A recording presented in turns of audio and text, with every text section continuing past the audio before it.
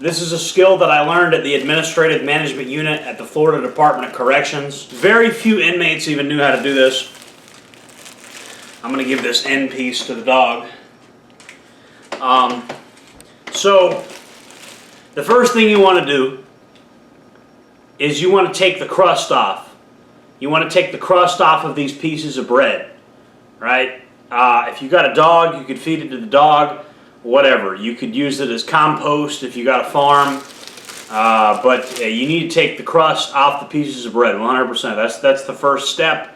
In prison, we didn't have that many slices, so I'd be a lot more careful about how much crust I take off, but here I have a whole loaf, so I'm not going to waste as much time with that as I probably would have wasted in prison. Decrusted slices of bread is you're going to want to dunk them in water, and just lightly dunk them in water. You don't need too much water.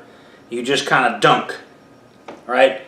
And this is a lot more slices than we'd probably work with in prison, but it's the same principle applies. You're going to start squishing it around like it's clay. And this is a process that's going to take a while. It may take 40, 50 minutes, but we had all the time in the world in prison. So at first you're going to have a big mess all over your hands, and you're going to think that I pulled a fast one on you. You're going to think that I pranked you. You're going to think that it's a joke. You're going to think that this is not real, right? It's going to feel like I made a fool out of you, right? But it's slowly going to clean it off the surface of your own hand. Like, it's going to become more and more like clay, and it's going to take the mess off the surface of your own hand. You're still going to have to wash your hands probably after you're done doing this, but like the huge giant mess is going to go away because it's going to get more and more like clay. At first it's going to feel like dough, but if you keep doing this, you keep getting it long like this, folding it in on itself, and then you do that over and over and over again. And if you keep doing that, eventually it's going to start feeling like clay. This next step is optional, but this is what we personally like to do. You literally just bite the top of the pen off. It comes right off like this is a Bic pen, right? This is a Bic round stick. Exact same type of pen we had in prison. This exact same. And so you take the back of this, and you take the bread and you literally blow into the pen tube. Ink out onto the bread. It's going to look something like this. Hold on to the ink tube. You're going to need that later. You're going to need that ink tube later, so hold on to it. Depending on what you're doing, you might need it later. It seems to dry faster when there's ink in it, and like things like rats and bugs and stuff that want to eat this stuff, they find it less appetizing when there's pen ink in it. So pen ink is definitely good. It makes this whole thing stronger. Just anecdotally from literally years of doing this, I can tell you the pen ink is a good addition. It makes it stronger and it makes it dry faster. So and it makes bugs not mess with it. A lot of these weapons are actually like jewelry.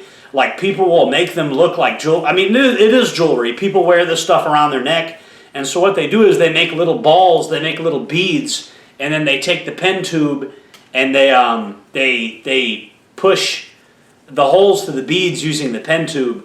I'm not really going to do that today. I think I'll demonstrate that today, but that's not the actual type of weapon that I'm making today. The weapon I'm making today is a little different. But there's actually several types of weapons that can be made out of this. But we're now in the stage where it's more like clay. We've made homemade clay now. This is no longer really bread. It goes from bread to dough to clay when you do this. Once you add the pen ink, you've officially crossed the realm into clay. And so when this stuff dries, it feels like wood. It feels like it's made out of wood. It's amazingly strong when this stuff dries. You have no idea. And it's not so easy to reconstitute it. Just throwing a little bit of water on it is not going to make it fall apart.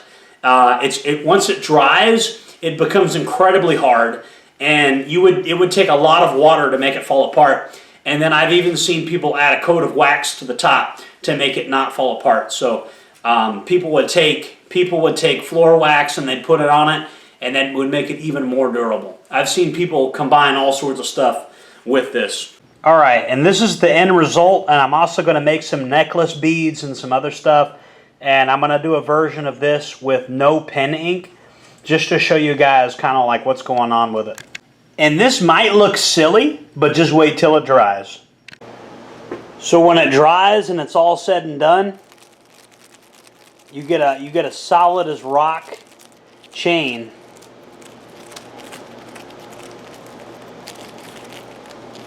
As the old saying goes, a chain is only as strong as its weakest link. So what you do is you pull test the links.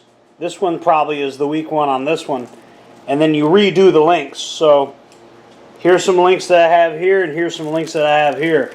But even the links that are broken are pretty damn strong, as you can see. Like, they still hold together. I mean, this is solid as rock.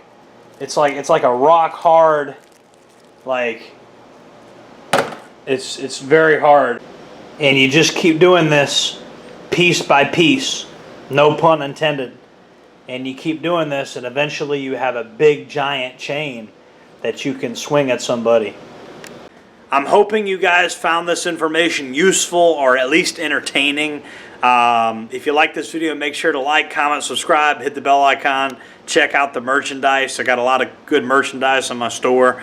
I sell camouflage products and all types of stuff like that. You guys have a good one. Jordan Jareb signing off.